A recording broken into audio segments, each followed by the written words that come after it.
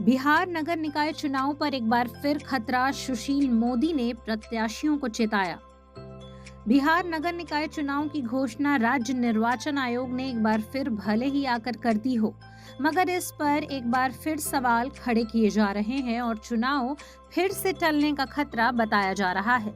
पिछले दिनों राज्य निर्वाचन आयोग द्वारा 2 चरणों में चुनाव की तिथि घोषित करने के बाद कई सवाल खड़े किए जा रहे हैं। पूर्व डिप्टी सीएम और राज्यसभा सांसद सुशील मोदी ने सवाल उठाते हुए कहा है कि नगर निकाय चुनाव को लेकर बिहार सरकार ने जल्दबाजी दिखाई है। सुशील मोदी ने कहा है कि राज्य सरकार ने सुप्रीम कोर्ट की आदेश की अवहेलना की है। आने वाले दिनों में सरकार की फिर फजीहत होने वाली है। आपको बता दें कि सुशील मोदी ने कहा कि जो रिपोर्ट बनाई गई है उसे सार्वजनिक किया जाना चाहिए और नए लोगों को भी चुनाव लड़ने की छूट मिलनी चाहिए। सुशील मोदी ने कहा कि जो चुनाव लड़ने वाले हैं वो पैसे खर्च ना करें, क्योंकि एक सप्ताह के अंदर कुछ भी हो सकता है। आपको बता दें कि नगर निकाय चुनाव को लेकर सुशील मोदी के चुनाव टलने के दावे के बाद जेडीयू और राजद ने सवाल खड़ा करते हुए चुनाव रोकने की साजिश करार दिया है।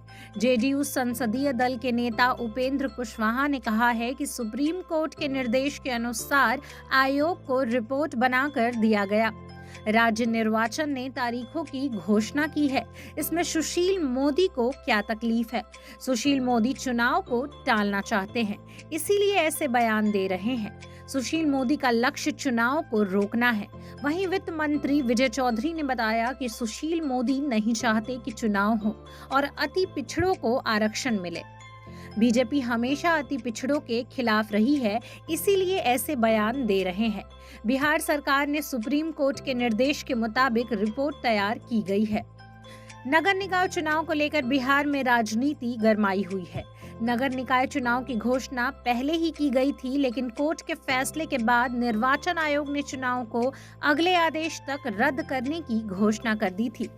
बिहार सरकार ने सुप्रीम कोर्ट के आदेश के बाद आयोग बनाया और रिपोर्ट राज्य निर्वाचन आयोग को सौंपी। इसके बाद चुनाव की तिथियों की घोषणा हुई। अब सरकार द्वारा सौंपी गई रिपोर्ट पर सवाल खड़ा किया जा रहा है और नए लोगों को चुनाव नहीं लड़ने के बजाय पुराने नामांकन करने वाले लोगों को ही चुनाव लड़ने की अनुमति देने पर सवाल खड़ा किया जा रहा है।